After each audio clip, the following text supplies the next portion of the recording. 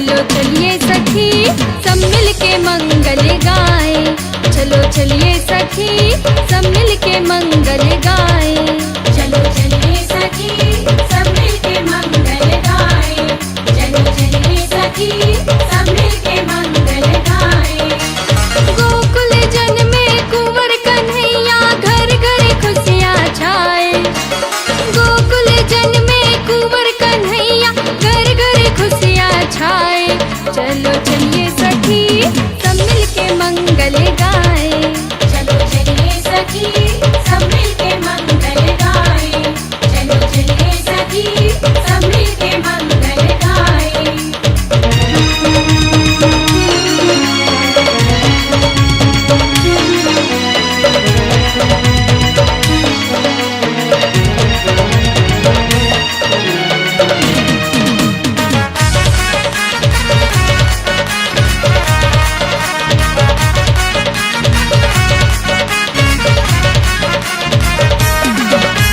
भादो मास की तिथि अष्टमी प्रभु मोरे अवतारे।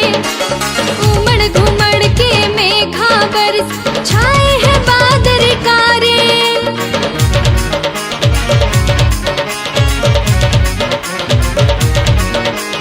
भादो मास की तिथि अष्टमी प्रभु मोरे अवतारे।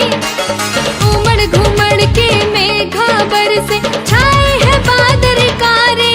आहा छाए हैं बादल कारे। आहा छाए हैं बादल कारे। चलो चलिए सखी कान्हा को भोग लगाए। चलो चलिए सखी सब मिल के मंगल गाए। चलो चलिए सखी सब मिल के मंगल गाए।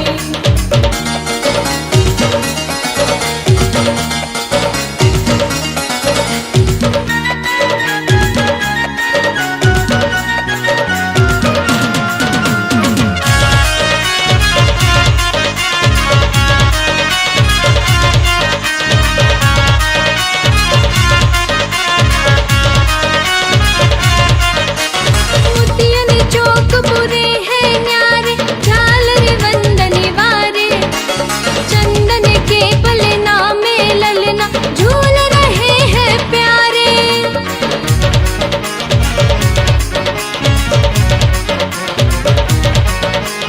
मोतियन चौक बुरे हैं न्यारे झालर वंदन वारे।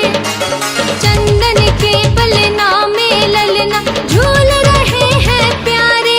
आहा झूल रहे हैं प्यारे। आहा झूल रहे हैं प्यारे। चलो चलिए सखी कान्हा को मुकुट पहनाए। चलो चलिए सखी सब मिल के मंगल गाए। चलो चलिए सखी सब मिल के मंगल गाए।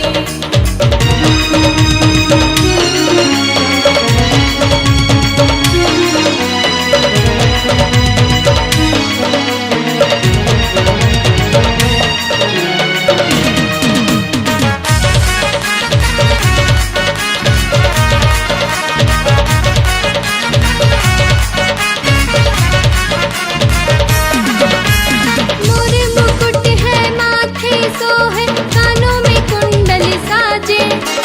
कटी पीतांबर कर धन सोहे हाथ में मुरली विराजे।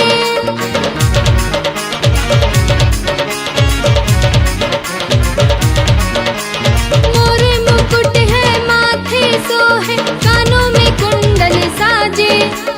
कटी पीतांबर कर धन सोहे हाथ में मुरली विराजे। आहा हाथ में मुरली विराजे। आहा हाथ में मुरली विराजे। चलो चलिए सखी कान्हा को हरवा पहनाए। चलो चलिए सखी सब मिल के मंगल गाए। चलो चलिए सखी सब मिल के मंगल गाए। गोकुल जन में कुंवर कन्हैया। गोकुल जन में कुंवर कन्हैया घर घर खुशियाँ छाए।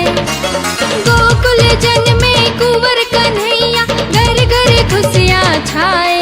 चलो